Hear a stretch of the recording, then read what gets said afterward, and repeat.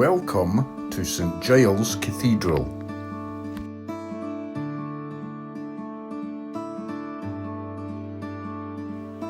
Built in 1124, it has sown the seeds for civil war and was the centre of the Reformation as John Knox's parish church. King David I founded St Giles in 1124. When he later founded the Abbey of Holyrood, he granted the abbot permission to build houses up the ridge, forming what we know now as the Royal Mile. In 1320, the Scots signed the Declaration of Arbroath, affirming Scottish independence. 2 years later, Edward II sent an army north, and St Giles was fire damaged along with much of the city.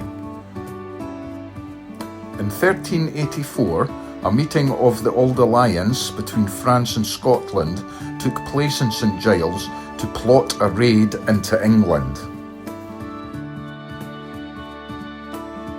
In 1559, John Knox marched an army of followers into St Giles and preached there for the first time.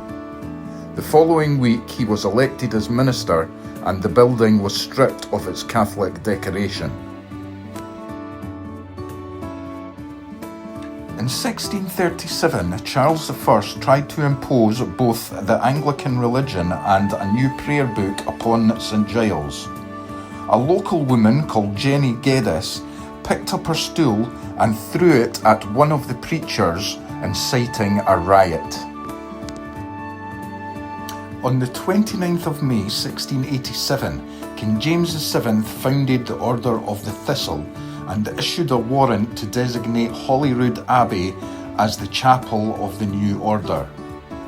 However, on the 10th of December in 1688, in the wake of James's deposition, a mob from Edinburgh destroyed the furnishings before the order could meet for the first time. It wasn't until a few centuries later when a chapel was built within St Giles Cathedral for this order. It was opened in 1911 by King George V.